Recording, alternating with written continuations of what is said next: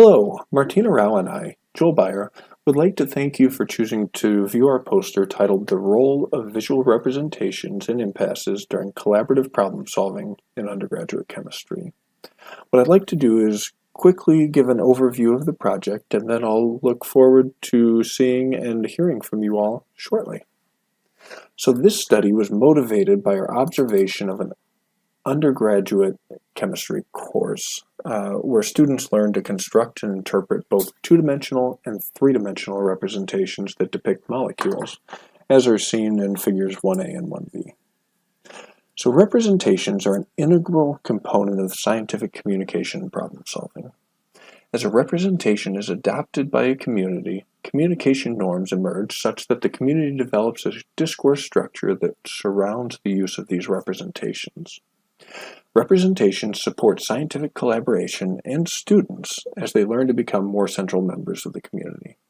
Indeed, representations have been shown to enhance the quality of student collaboration while also helping them to make sense of how the representations show information.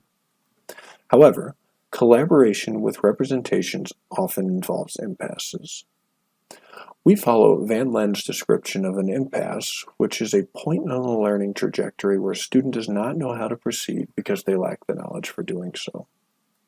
Therefore, we ask our research question, what is the unique role of visual representations during impasses that students encounter during collaborative problem solving? To address this research question, we videotaped 14 students working in pairs in an undergraduate introductory chemistry course as they completed a 2.5-hour activity where students learned about isomerism. Now, isomerism is a classification of chemicals that have the same chemical formula, meaning that they consist of the same number and the same type of atoms of each element, but the atoms are combined in different ways. In addition to teaching isomerism, an explicit goal of the activity was to teach students how to construct perspective drawings, like those in figure 1b, to represent the three-dimensional aspects of the molecules. Now, this is a fitting goal for this activity because some isomers can be configured such that all of the atoms are connected to atoms of the same element and in similar ways. However, the only difference would be the three-dimensional arrangement of the atoms around a certain one, and this has implications for chemical properties. The videos were transcribed and segmented by turn of talk, resulting in 8,054 turns of talk. We also transcribed representational manipulations and gestures relating to the representations. Using a bottom-up grounded theory approach, we developed a coding scheme that characterized patterns in students' use of representations throughout the activity. We used a top-down approach to define impasses as instances where one of the collaborating students expressed confusion about a representation, a concept, or both. Iterator reliability was kappa of 0.9 on one worksheet problem, which consisted of 18.6% of the transcripts. The codes that emerged from our grounded theory analysis were exploration, juxtaposition, mediation, and reference. So specifically, exploration was assigned when students manipulated a representation non-verbally. So as an example, two students collaborated on a problem while working quietly. They passed the model back and forth, taking turns rotating the model before constructing drawings to represent it.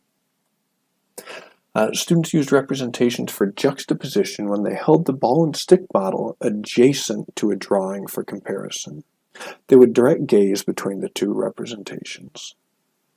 Students used a representation as a tool for mediation when they manipulated the representation while verbally describing related concepts. So in these cases, manipulations of the representation were not duplicated verbally.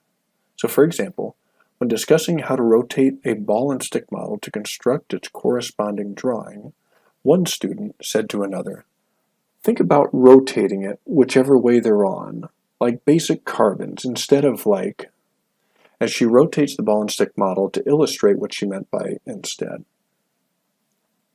Lastly, students use representations for reference when they pointed at a ball and stick model or a drawing. In these cases, students explicitly mention aspects of the representation verbally. In an example, a student points to a carbon atom in a model while saying, "These are the carbons," to disambiguate which carbon she was discussing. To better understand the unique role of representational use during impasses, we used a sequential pattern mining algorithm that identified frequent sequences of codes in the transcript. We defined frequent sequence as one that occurred in at least 65% of the transcript. That is, they met a support threshold of 0.65. Further, we limited sequences to those that spanned at least 2 lines and at maximum 5 lines because this window captured meaningful interactions between the students and the models. We ran our sequential pattern mining algorithms separately for portions that involved impasses, which consisted of 2,731 lines in the transcript, and on portions without impasses, which consisted of 5,322 lines. For portions with impasses, we only consider frequent sequences within the same impasse. Then for portions without an impasse, we only consider frequent sequences that occurred within the same worksheet problem. Lastly, we used a qualitative approach to examine frequent sequences that were unique to impasses to understand students' unique ways of interacting with representations during impasses. So we found that students most frequently used representations as tools for mediation, followed by use as reference and exploration. During regular problem solving, the sequential pattern mining algorithm uncovered 2 frequent sequences: exploration followed by mediation, and mediation followed by exploration. During impasses, we found 11 frequent sequences. 6 started with reference, either alone or combined with mediation. 2 started with mediation, followed by reference.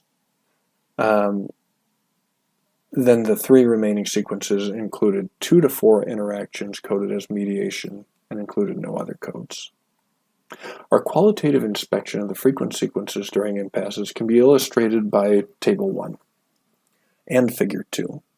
Here, Alex and BeierRau met an impasse in line 1 when Alex voices uncertainty about how to draw an isomer. Then, in lines 1 through 3, Alex and BeierRau use representations to identify the source of their impasse by using the representations for reference. These representational manipulations help to disambiguate the student's meaning while they establish common ground. Next, the students proceed to jointly resolve the impasse in lines 4 through 8. Here, the students use representations as mediation tools while they discuss how the representations connect to the underlying concepts before they reach satisfied. While prior research had suggested that impasses do play an important role, it didn't provide information about the role of how visual representations help students to navigate impasses. Our findings shed light into how representations can help students navigate impasses during collaborative problem solving. We found that students use representations as mediators that illustrate aspects that were difficult to describe verbally and as references that disambiguate their verbal descriptions. Using representations in these ways allowed students to identify the source of an impasse and to jointly resolve it. Our findings illustrate that impasses engage students actively in joint meaning-making with the representations. Future research pending, our findings suggest that joint representation tools may help students to learn during impasses. Again, thank you very much, and I look forward to seeing you all soon.